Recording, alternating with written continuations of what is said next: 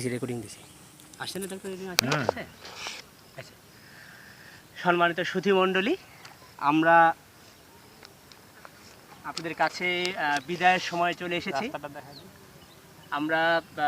ঘুঘুডাঙ্গা জমিদার বাড়ি থেকে জাস্ট এই রাস্তা দিয়ে বের হয়ে আমরা জাস্ট জমিদার বাড়ি এলাকাতেই রয়েছি এখনো পরন্ত বিকেল সূর্য ডুবু করছে আপনারা দেখতে পাচ্ছেন আমরা আপনাদের যে তথ্য দিয়েছিলাম দিনাজপুরের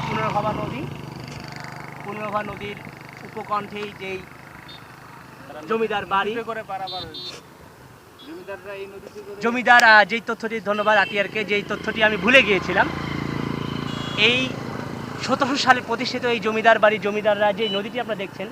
এখন অবশ্য নদীর সেই প্রমত্তা নদীর সেই ঢেউ সেই স্রোতের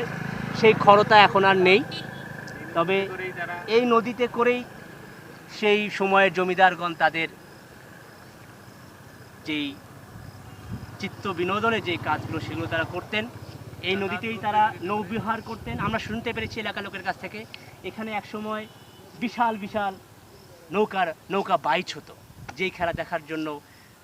দিনাজপুরের শুধু দিনাজপুর না উত্তরবঙ্গের বিভিন্ন জেলা থেকে অনেক লোক অনেক উৎসাহী মানুষ এই নৌকা বাইচ দেখতে এই নদী চলে আসেন এখন সেই রূপ নেই সেই যৌবনও নেই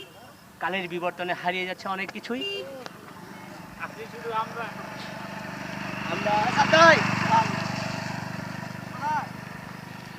শেষ পর্যন্ত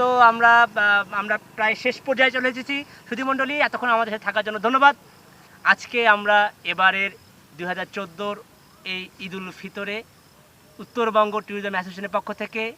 এই পরন্ত বিকেলে আমরা বিদায় নিচ্ছি বিদায় মুহূর্তে আমাদের সাথে রয়েছেন আতিয়ার রহমান দেখা হবে আগামী ঈদে এরপরে আমরা বিদায় নিচ্ছি আবু সাইদের কাছ থেকে তার জন্য দোয়া করবেন আমরা আবু সাইদ থেকে বিদায় নিলাম এবং সর্বশেষে অবিবাহিত আমাদের সদস্য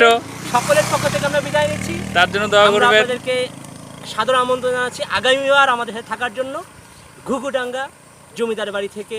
উত্তরবঙ্গ ট্যুরিজম অ্যাসোসিয়েশনের পক্ষ থেকে বিদায় নিচ্ছি মফিজার রহমান ধন্যবাদ সকলকে